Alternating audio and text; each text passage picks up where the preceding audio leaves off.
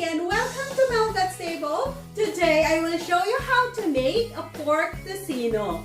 Pork tocino, napakasarap na partner ng sinangag or garlic fried rice. At guys, pwede rin nyo itong pang negosyo.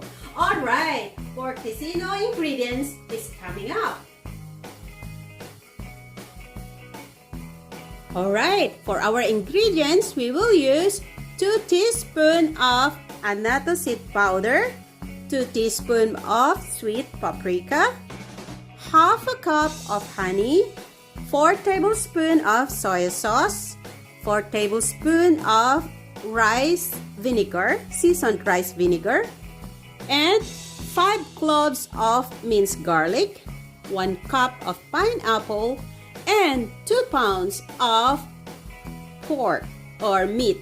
Ginamit ko dito guys yung parang pigi, yung bat ng, yung taas ng legs ng baboy. So, yan ang ginamit ko para sa tocino na gagawin natin today. Alright guys, let's start doing this. Okay guys, i-marinate natin itong ating pork tocino. Yung pwede kayong gumamit din ng shoulder, ng sirloin, yung may konting-konting taba-taba. Masarap yun. Alright? So, ilalagay ko na yung ating garlic. Honey. Vinegar. Soy sauce. Lagyan na natin yung ating paprika. And yung annatto powder. Ang kulay ito guys, yung annatto powder. And yung honey natin.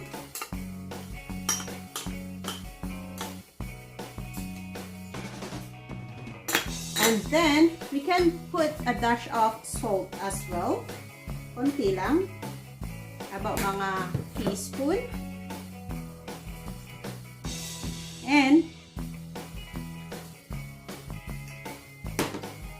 pineapple juice. And guys, pwede rin natin siyang lagyan ng ground black pepper. Okay? Ang pasarap din yan. So, imimix lang natin siya.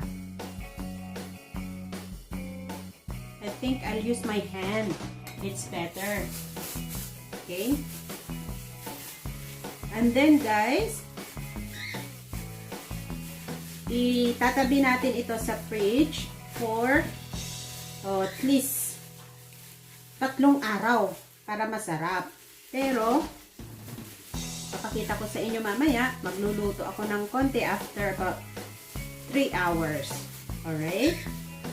Pero masarap ito guys, na mababad siya ng kahit 3 araw, 4 na araw, ganyan.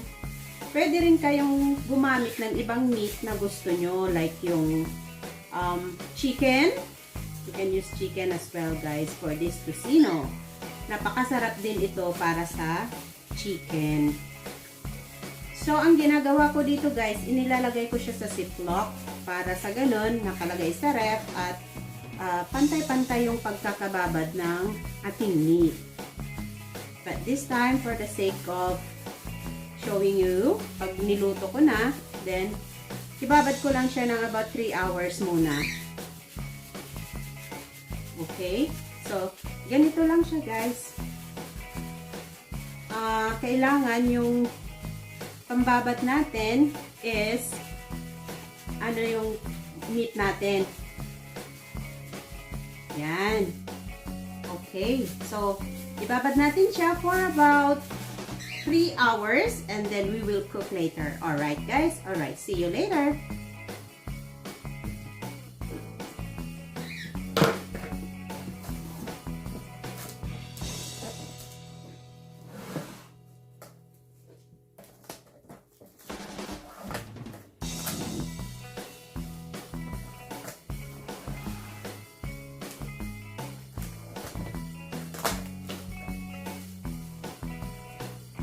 We'll put this in the fridge. So guys, ito na yung na-marinate natin na pork kanina after 3 hours. Alright? So, magluluto tayo ng konti para makita nyo kung ano ang outcome ng ating niluto.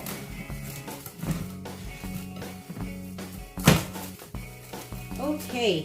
So guys, maglalagay lang ako ng konting oil sa ating pan. And then, lalagay ko yung pork natin. Ang pag-slice ng pork natin, kailangan maninipis lang siya.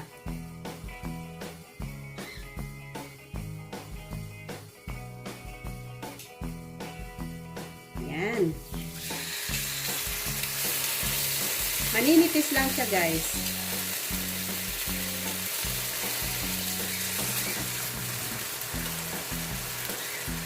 I'll put few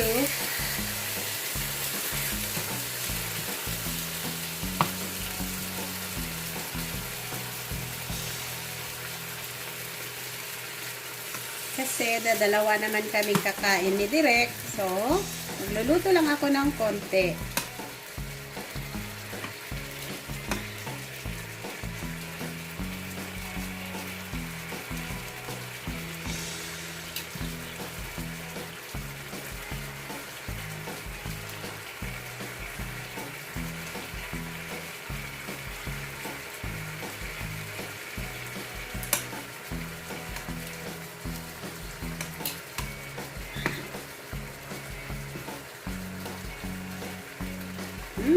Ang bango ng pineapple.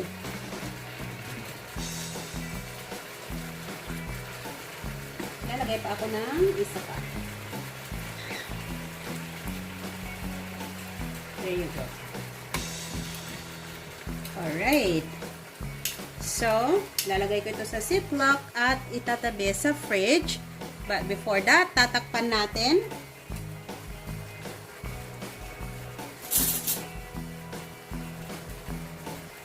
Pag marami kayong nagawang sauce, guys, pwede nyong lagyan ng sauce para lumambot yung ating karne. Yan. Yan ang isasabaw ninyo instead of water. Then, tatakpan natin. Oopsie, maliit yung palayok ko.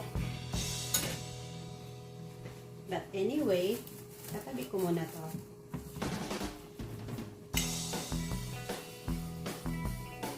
Ayan guys, ilalagay lang natin sa low heat o medium heat yung ating kalan at watch out natin hanggang matuyo yung sauce na inilagay natin dito sa ating pork. Pagka medyo tuyo na siya, then hahaluin natin mamaya. Alright? Para tignan natin kung masusunog siya. Okay?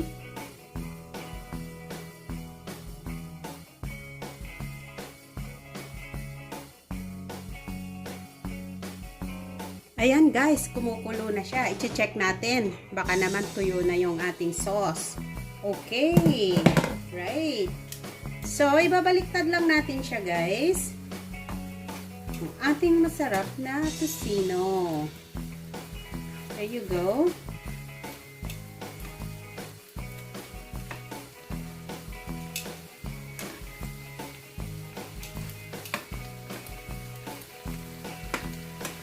Natural yung ating ginamit na food coloring dito. Kasi hindi tayo gumamit ng food color. Gumamit tayo ng paprika at saka anatosi. Okay. So, tatakpan ulit natin ng mga siguro 2 minutes.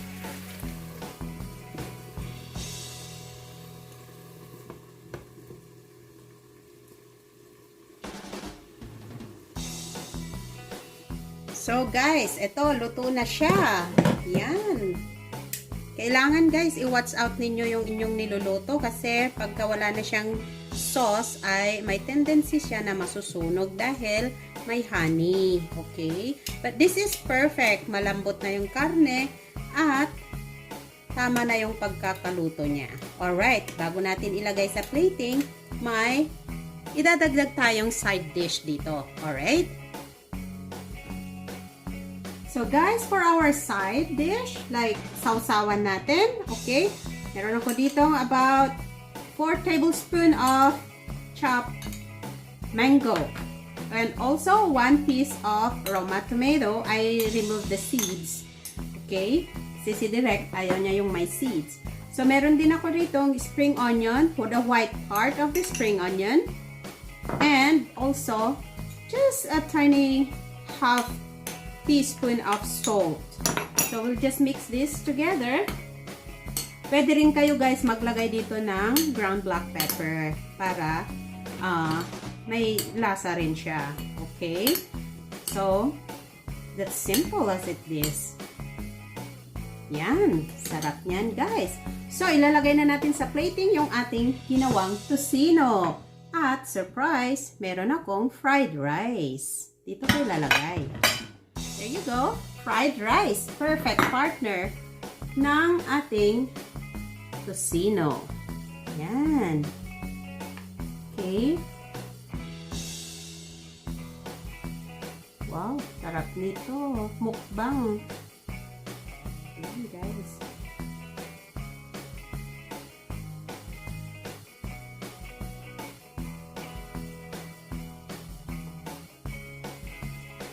Pwede rin kayong maglagay dyan ng roasted garlic. Pero may garlic na yung ating fried rice. Nilagyan ko lang siya ng chorizo ba ang tawag dyan? Yung sausage. Okay? So, dahil dyan, maglalagay tayo din ng sausawan sa gilid. Ganon. O, diba? Sarap. Perfect. Sa akin, hindi lang pang breakfast, pang lunch, pang dinner pa. Guys, pwede kayong magbenta nito. Okay. Ayan. Alright. Perfect. Finished product ng ating tocino, pork tocino. Alright guys, thank you so much to all my subscribers, and if you're new in my channel, if you visit my channel, please don't forget to click on the subscribe button and the notification bell para lagi kayong updated every time I post a video in my channel. So, here it is, our perfect pork tocino. Thank you everyone, and until next time again, sana hindi kayo magsasawang sumuporta sa Mhelbeth's Table. Thank you all and see you next time.